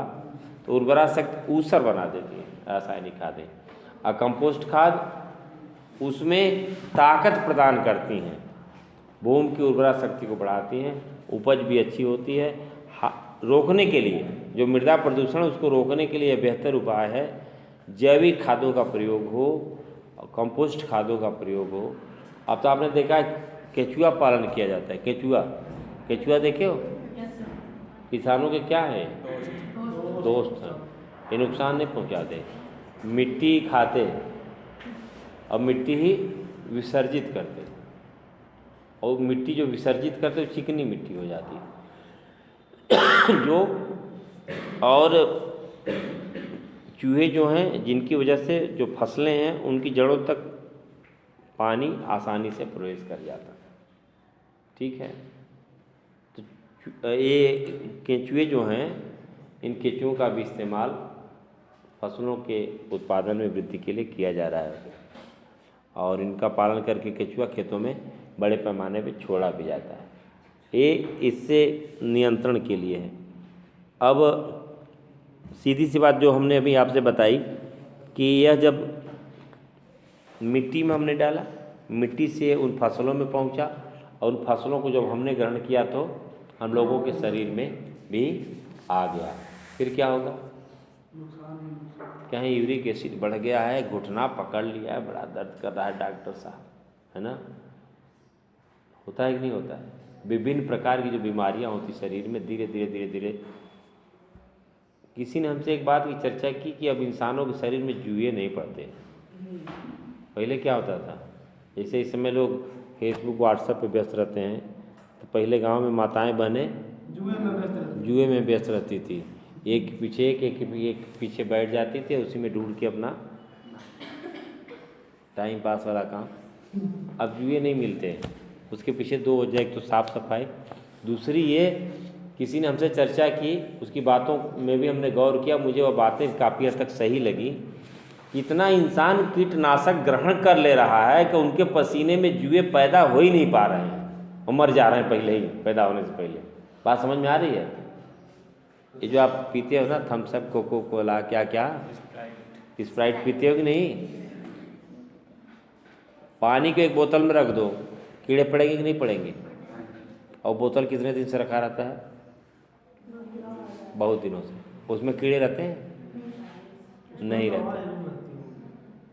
कीड़े रहते हैं? नहीं रहते। क्यों नहीं रहते? क्यों नहीं रहते? इसलिए नहीं रहते कि उस पानी में कीटनाशक पड़ा रहता है, उसमें कीटनाशक पड़ा रहता है, उस कीटनाशक की वजह से उस पानी में कीड़े नहीं पड़ते। बात समझ में आई? कीड़े तो नहीं पड़े और उस कीटनाशक को जब आपने पिया तो क्या हुआ? शरीर में कीटनाशक गया कि नहीं गया? गया ना? तो उससे इंसान स्वस्थ होगा कि अस्वस्थ होगा? अस्वस्थ होगा। तो इस प्रकार से America, Sweden, Denmark, Canada, Hungary, इन देशों में डीडीटी का प्रयोग बंद कर दिया गया है। डीडीटी कहाँ? डाइक्लोरो डाइफेनाइल ट्राइक्लोरोईथेन, यह इसका पूरा नाम है। यह तो चौथा प्रकार था आपका। एक और अंतिम प्रकार है, इसको भी आप लोग सुन लो, समझ लो। रेडियोधर्मी प्रदूषण, रेडियोधर्मी प्रदूषण, रेडियो एक्टिव पोल्यूशन, इसका असर तीनों पे पड़ रहा है, जल पर, थल पर और वायु पर। इस समय शौक हो गया है, लोग मोबाइल जब सोते हैं तो अपने पता लगा कि बगल में लेके सोते हैं। बच्चे को बड़े दूर कर दें, थोड़ा दूर सो, मोबाइल, ठीक है ना? ये केवल बच्चे के लिए लागू नहीं हो रहा, बच्चा भी यही करता है ना? तो बच्चों को मोबाइल मिल गया तो अपने बस सिर के पास में रख करके सोता है, ठीक है? तो ऐसा नहीं होना चाहिए। कम से कम इंसान को अपने शरीर से 6 फीट के दूर पर, कितने दूरी पर, जब वह सोए तो सोने समय वह अपना मोबाइल अपने शरीर से 6 फीट की दूरी पर मोबाइल रखें, ठीक है ना। इसमें से जो तरंगें निकलती हैं वह इंसान के लिए हानिकारक है। और एक चीज़ और आप जान लो कि जो लंबे समय तक या लगातार मोबाइल से बात करता है तो वह यह पहले ही जान जाए कि वह जल्दी ही बहरा होने वाला है, कान संबंधी बीमारी उसको शीघ्र होने वाली है। अभी पिछले साल की बात है, राम मंदिर कॉलोनी में आदरणीय दुबे जी रहते हैं जो कबाड़ का काम करते हैं। 2 साल 3 साल मान लो, डॉक्टर ने उनको मना कर दिया कि आप मोबाइल से बात नहीं करेंगे। राजेंद्र दुबे वह मुझसे मिले लगे बताना कि डॉक्टर ने मना कर दिया। हमको क्या हो गया, कहे क्योंकि पूरा हमारा काम, पूरा व्यवसाय, पूरा धंधा मोबाइल से ही होता था, इसलिए हम लगातार मोबाइल पे ही बात करते थे। अब स्थिति क्या हो गई कि एक कान हमारा काम करना बंद कर दिया, अब एक कान से मुझे सुनाई नहीं देता। और डॉक्टर ने कहा कि अब आप मोबाइल से बात मत करिए, अन्यथा उस कान से भी सुनाई अब आपको नहीं देगा। बात समझ में आ रही है? क्यों? आपने देखा होगा पहले लैंडलाइन से बात हुआ करती थी, आप जितना देर बात करते थे वह कान गर्म नहीं करता था। लेकिन इस मोबाइल से जब आप बात करते हो, अपने कान के पास लगाते हो तो थोड़ी देर बाद एक कान गर्म करने लगता है। ये कहता है कि अब तुम गलत कर रहे हो, कान गर्म करना। लोग कहते थे नहीं, हाँ वो अलर्ट करता है, अब कान गर्म हो रहा है तुम्हारा। तरंगे हैं, फ्रीक्वेंसी है जो नुकसानदायक है, इसलिए यह भी हानिकारक है। यह रेडियोधर्मी, इससे आपका जल और थल और वायु ये तीनों से गुजरती हैं। नहीं गुजरती? गाड़ी में बैठे हुए इसके बावजूद भी मोबाइल से बात हो रही है, इसका मतलब तरंग आ गई तब तो नहीं। वायु में है, जहाज से उड़ रहे हैं, पता लगा कि नीचे से जहाज का कनेक्शन है, तरंग है तब तो दिखती नहीं आँख से, लेकिन वह घातक है। और रेडियोधर्मी पदार्थों में क्या क्या है? परमाणु नाभिकों से अल्फा, बीटा एवं गामा किरणें निकलती हैं, जीवधारियों गुणसूत्रों तथा जिन्स में परिवर्तन कर देती हैं, है ना। अब यही स्थिति रहेगी तो पता लगा कि पुरुष से स्त्री और स्त्री से पुरुष हो जाएंगे लोग, पता ही नहीं लगेगा, इतना ज़्यादा नुकसानदायक सिद्ध हो जाएंगे, है ना। और ऐसा भी हो सकता है कि न स्त्री रहे न तो पुरुष रहे। ये जो फ्रीक्वेंसी, जो तरंगे हैं, इंसान के लिए अत्यंत घातक हैं। और कौन कौन से प्रदूषक हैं इसके? रेडियोधर्मी प्रदूषण उत्पन्न करने वाले प्रदूषक कोबाल्ट, थोरियम, स्ट्रांसियम, कार्बन, ये मुख्य रेडियोधर्मी। इन जो तत्व हैं इनका आपको नाम याद रखना पड़ेगा, ऐसे काम नहीं चलेगा। हिरोशिमा नागासाकी का नाम सुना होगा आप लोग, आज भी वहाँ विकलांग पैदा होते हैं, आज भी वहाँ विकलांग पैदा होते हैं। और यह जो महाभारत का युद्ध कहाँ हुआ था? कुरुक्षेत्र में। अब कुरुक्षेत्र में आज भी अत्यधिक रेडियोधर्मी पदार्थें पाई जाती हैं। क्यों? क्योंकि महाभारत काल में कुरुक्षेत्र में युद्ध हुआ था। इसका अभिप्राय कि वहाँ पर अत्यधिक अस्त्र शस्त्र का प्रयोग किया गया, ठीक है ना। आज भी है। इस कारण से इन पदार्थों की वजह से, इन परमाणु बमों के प्रयोग करने की वजह से जो रेडियोधर्मी तत्व उत्पन्न हुए, उनका असर नवजात शिशुओं पर अब भी है। जीन्स हो गया प्रभाव। जैसे आप लोग अभी नहीं देखते हो, अभी देखते हो कि नहीं कि बच्चा जन्म ले रहा है तो उसके पास आधा कान है, कान ही नहीं है ना। तो लोग कहते हैं कि वो जो सूर्य ग्रहण लगा था ना, तो इसकी माँ सब्जी उब्जी या कोई चीज़ काट रही होंगी, प्रदूषण का असर है। क्या है कि नाक बड़ी लंबी है, कहीं गणेश जी पैदा हुए हैं, गणेश जी पैदा हुए कि नहीं हुए अलग बात है, वो प्रदूषण का असर है कि इंसान स्वाभाविक तौर पर जैसा पैदा होना चाहिए वैसा पैदा नहीं हो पा रहा है। यह परिस्थितियां हैं, बड़ी विचित्र स्थिति बन जा रही है विविध प्रकार के। यह सब रेडियोधर्मी का असर है और प्रदूषण का असर है। अब इसमें देख लो, जैसे हमने कहा कि जीन्स और गुणसूत्रों के लक्षणों में परिवर्तन, यह काफ़ी खतरनाक बात है, ठीक है ना। हो सकता है यह स्थिति हो जाए कि सृष्टि ना आगे बढ़े, यह भी हो सकता है। अगर हम आप खुद पर नियंत्रण नहीं लगाएंगे तो प्रकृति भी हम लोगों के साथ ऐसा कुछ कर सकती है। हम, मुझे लगता है करेगी तो गलत भी नहीं करेगी, क्योंकि इतना ज़्यादा अनुचित कार्य में इंसान लिप्त हो चुका है कि मुझे लगता है कि वह परिस्थिति अब आ ही गई है, ठीक है ना। और जैसे आपने देखा होगा, आप चोट लग जाता है, हड्डी टूट जाती है, कोई बात होती है तो एक्सरे के लिए जाते हैं ना, वहाँ लिखा रहता है कि बाहर ही रहें, और जो चेक करने वाला वो भी छुप के बटन दबाता है दूर से, जिसकी चेक किया जाता है, हड्डी फड्डी टूटी रहती है, क्योंकि वो तरंगे इंसान के लिए नुकसानदायक होते हैं। अगर पेट में बच्चा है, गर्भ में है, अगर उसका क्या है भाई, अल्ट्रासाउंड क्या है, रेडियो तरंगे ही तो हैं जिनको हम प्रवेश कराते हैं बार बार। तरंगे हैं जो इधर से, ये धातु है, इसको भी छेद करके इधर निकल जाएंगी, इधर से घुस रही है, इधर से निकल रही है, तो उस तरंगों में ताकत है तब तो।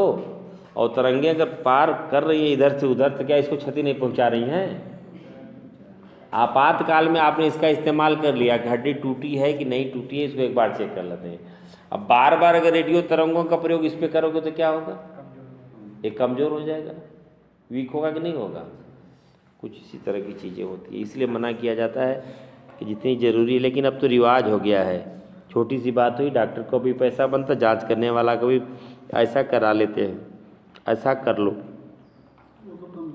लोग सलाह भी दे देते हैं बड़ी तेज़ी से, जल्दी से। और समुद्री जल में बम कहाँ प्रयोग करते हैं, बम इत्यादि? समुद्र में। अब वहाँ पे जब विस्फोट करेंगे तो क्या होगा? मरेंगे, प्रदूषण होगा, स्वाभाविक है कि इससे नुकसान पहुँचेगा। और कैंसर और आनुवांशिक रोग हो जाते हैं। आनुवांशिक समझते हो ना क्या? वंशानुगत, पीढ़ी दर पीढ़ी। डॉक्टर पूछते हैं क्यों, आपके घर में किसी को है क्या? है ना, यह सब चीज़ें होती हैं। अब मुझे लगता है कि आगे अगर आपकी इच्छा हो तो हम आगे बढ़ें या फिर इसी पर ब्रेक करें। मुझे लग रहा है एंटीना आप लोगों का कुछ नहीं पकड़ रहा, तो फिर अगले दिन हम पर्यावरण प्रदूषण के संदर्भ में हम लोगों का, नागरिकों का जो दायित्व है उस पर चर्चा करेंगे।